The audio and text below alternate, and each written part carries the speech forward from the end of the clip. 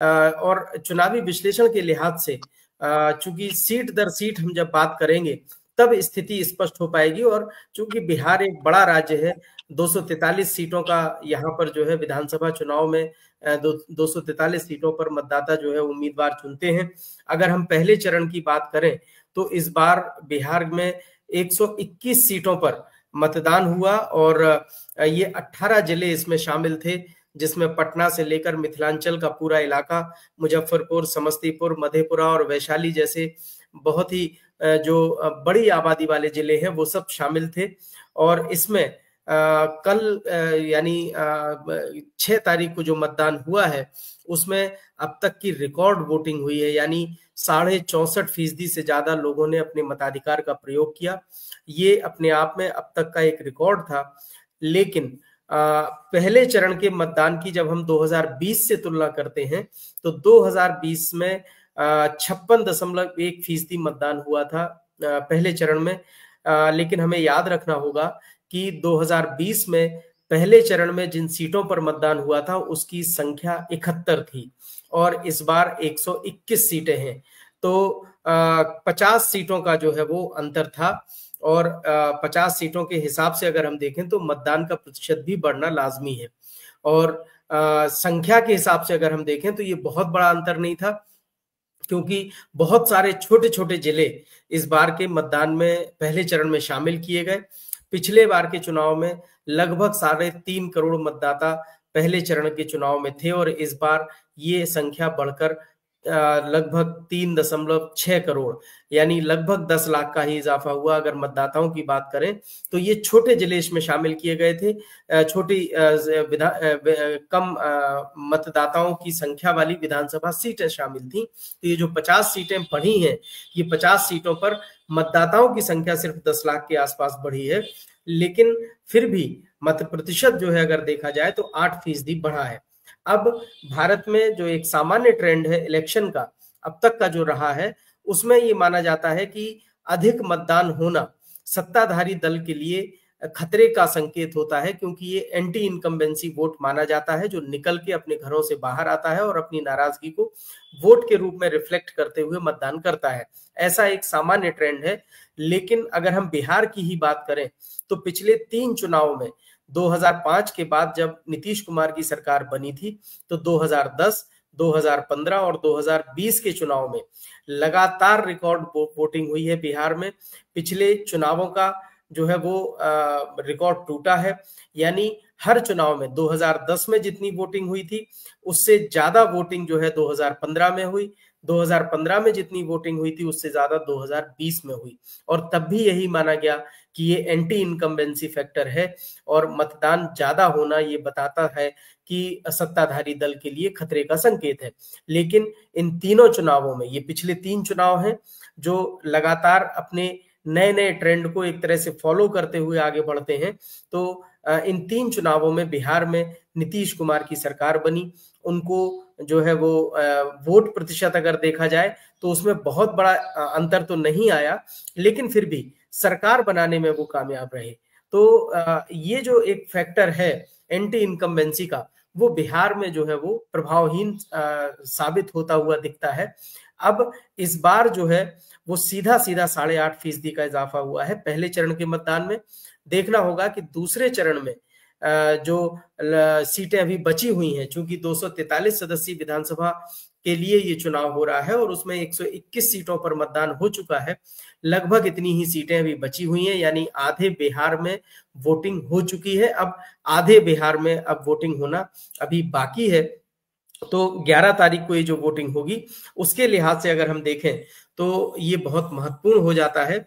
और ऐसा लग रहा है, अब ऐसा माना जा रहा है कि अगले चरण में भी मतदाता इसी वोटिंग परसेंटेज को मेंटेन रखने के लिए अपने मताधिकार का ज्यादा से ज्यादा संख्या में प्रयोग करेंगे, क्योंकि लोगों को और ज्यादा उत्साहवर्धन होता है। पहले चरण में अगर मतदान ज्यादा होता है तो दूसरे चरण की सीटों पर जो मतदाता है उनको लगता है कि वे भी इस रिकॉर्ड को तोड़ें, तो एक प्रतिस्पर्धा होती है मतदाताओं के बीच में। जो कि एक स्वस्थ लोकतंत्र के लिए बहुत अच्छा संकेत है। और ऐसा इसी वजह से माना जा रहा है कि दूसरे चरण में और भी ज्यादा मतदान होना चाहिए, और अगर ऐसा होता है तो एक नया ट्रेंड देखने को मिलेगा। ये चुनाव परिणाम के बाद तय होगा कि जो एक स्थापित परंपरा है, जो एक स्थापित मान्यता है भारतीय चुनाव प्रणाली को लेकर कि अधिक वोट डलना सत्ताधारी दल के लिए खतरे का संकेत होता है, वो एक बार फिर इस धारणा को सही या गलत साबित करने की दिशा में चुनाव परिणाम ही ये तय कर पाएगा कि ये धारणा सही है या गलत है।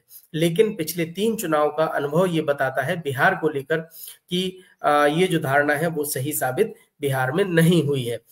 कल जो मतदान हुआ है, पहले चरण का जो मतदान हुआ है, उसमें अगर हम देखें तो मुजफ्फरपुर और समस्तीपुर में सबसे ज्यादा वोट डाले गए। 70% से ज्यादा यहाँ इन दोनों विधानसभा सीटों पर जो है वो मतदान हुआ है।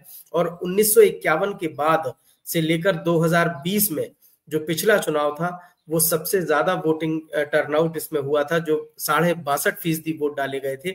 चूंकि 2025 के पहले चरण में 64.69% मतदान हुआ है, तो ये माना जा रहा है कि अगले चरण में भी अगर इतना ही वोटिंग परसेंटेज रहता है या इससे 1-2% कम ज्यादा भी रहता है तो भी ये रिकॉर्ड वोटिंग ही होगी।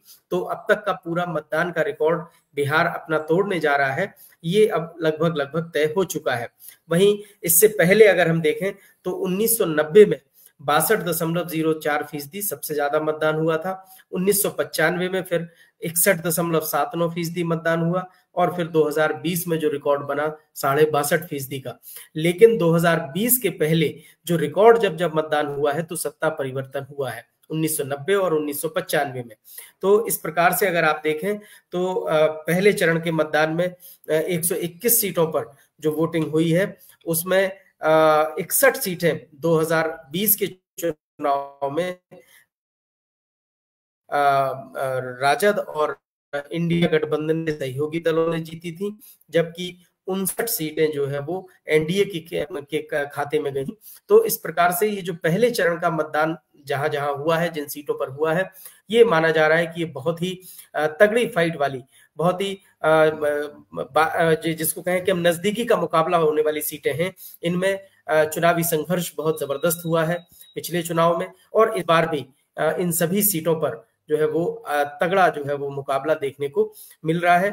अगर सीट शेयरिंग की हम बात करें तो जिन 121 सीटों पर पहले चरण में मतदान हुआ है उनमें से आरजेडी को 42 सबसे ज्यादा सीटें मिली थी 2020 में, बीजेपी को 32 सीट मिली थी और जेडीयू को 23 सीटें मिली थी। तो इस प्रकार से ये बहुत ही कांटे के मुकाबले वाली सीटें हैं। सभी राजनीतिक दलों के बीच में बहुत जबरदस्त नूरा कुश्ती देखने को मिलती है चुनाव में इन सीटों पर।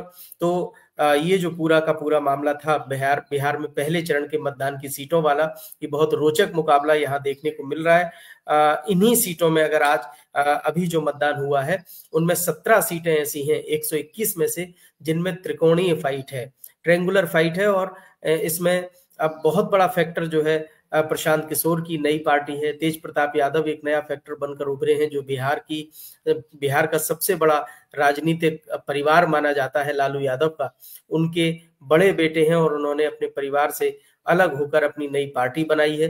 तो ये एक फैक्टर पूरे बिहार के चुनाव में साफ तौर पर देखने को मिल रहा है, और खास तौर से पहले चरण के मतदान वाली जो सीटें हैं उनमें ये तेज प्रताप यादव और प्रशांत किशोर फैक्टर उभर कर सामने आया है। वहीं AIMIM जो असदुद्दीन ओवैसी की पार्टी है वो भी इनमें से 8 सीटों पर अपना असर दिखा रही है। ये मुस्लिम बहुल इलाके हैं, तो ऐसे में अगर हम ओवरऑल विश्लेषण करें इन सभी सीटों को लेकर तो यहाँ मुस्लिम बहुल इलाकों में 8 सीटों पर अगर असदुद्दीन ओवैसी की पार्टी अपना असर दिखाती है तो निश्चित रूप से इसका सीधा सीधा फायदा एनडीए को मिलेगा, क्योंकि मुस्लिम वोट बैंक में जो है वो जो डिवीजन होगा उसका लाभ विपक्षी अलायंस को मिलना बिल्कुल तय माना जा रहा है। वहीं जो 104 सीटें, इन 121 में से 104 सीटें ऐसी हैं जिनमें एनडीए और इंडिया गठबंधन के जो उम्मीदवार हैं उनमें सीधा मुकाबला देखने को मिल रहा है। तो 104 सीटों पर जो चुनाव परिणाम होगा वो बहुत ही रोचक होगा, क्योंकि उसमें ये जो वोट कटुआ पार्टी अभी देखने को मिल रही है ये किस दल को नुकसान पहुंचाती हैं, ये देखने वाली बात रहेगी। साइम। बहुत-बहुत शुक्रिया सर, मुझे लगता है ये बहुत ही शानदार विश्लेषण था और इससे बेहतर विश्लेषण जो डेटा के हिसाब से है वो नहीं हो सकता था। लेकिन इसमें सर एक चीज़ और है जो लोगों को चिंता में डाल रही है।